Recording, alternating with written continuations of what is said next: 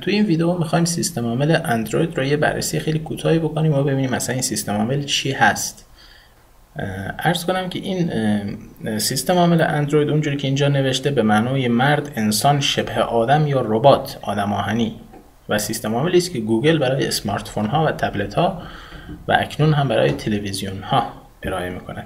اینجا میبینید آخرین تصویری که از سیستم عامل اندروید در نسخه استیبل یعنی پایدار قرار گرفته به شما نشون میده این عکس که سیستم عامل به چه شکل هست و زبان فارسی هم هست خوشبختانه تو این صفحه.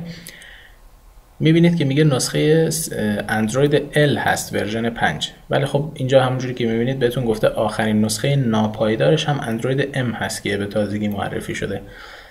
تو اینجا میتونید یه سری توضیحاتی بخونید در مورد این تاریخچه این اندروید که از کجا اومد. همونجور که میبینید نوشته گوگل شرکت اندروید که توی کالیفرنیا بود رو خرید، یعنی اندروید مال خود گوگل نبود و میگه که یه شرکت کوچک اندروید که توسط اندی رابین و الی آخر پایه‌گذاری شده بود نوشته شده این برنامه و توسعهش دادن و گوگل این رو خرید و یه سری تغییرات روش اعمال کرد و این پروژه همونجوری که اینجا میبینید نوشته پروانه توسعه یا پروانه انتشارش آپاچی و جی پی ال هست. این آپاچی که کلا شرکت اوپن سورس، جی پی ال هم یکی از قوانین اوپن سورس هست که ایجاب میکنه که اون برنامه‌ای که مینویسیم متن اون برنامه یا سورس برنامه رو هم در دسترس دیگران بگذاریم. بر اساس همین قانون این سورس اندروید هم در دسترسه و منبعش آزاد هست. همونجور که میبینید اینجا اسم هم برده سامسونگ و ال جی و موتورولا و اچ تی سی و فلان هم از این سیستم عامل توی گوشیاشون به رایگان استفاده میکنن، یعنی پولی به کسی نمیپردازن. یه سری گزینه‌ای داره، مثلا در مورد لوگوی اندروید نوشته که این لوگوی آدم آهنیه که هر کسی میتونه به راحتی این چی نوشته میگه که دستشویی هر کسی، نه این حرفا به درد ما نمیخوره.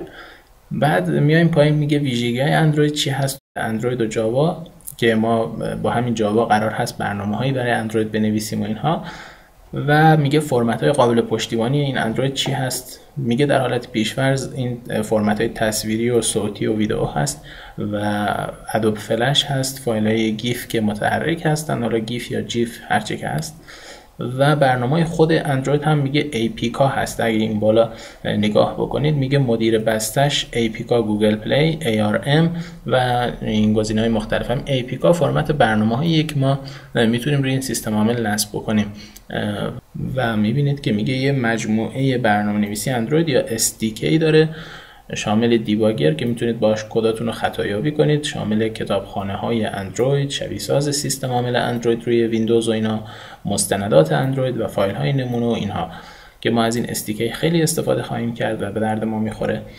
و بعدش هم میگه نسخه‌های اندروید به این شکل هست. اندروید در 23 دسامبر 2008 نسخه یکش رو یعنی آلفا، اسمش آلفا بود، ارائه کرد.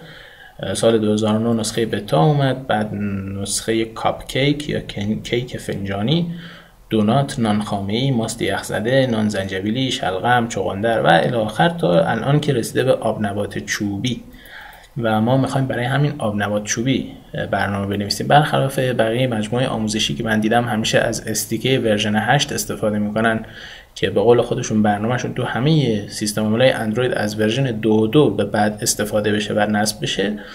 من هم چیکاری نمیخوام بکنم، میخوایم آموزش اندروید رو در آخرین ورژن و آخرین امکاناتی که گوگل معرفی کرده، خصوصا متریال دیزاین، میخوایم اونا رو معرفی بکنیم و یاد بگیریم.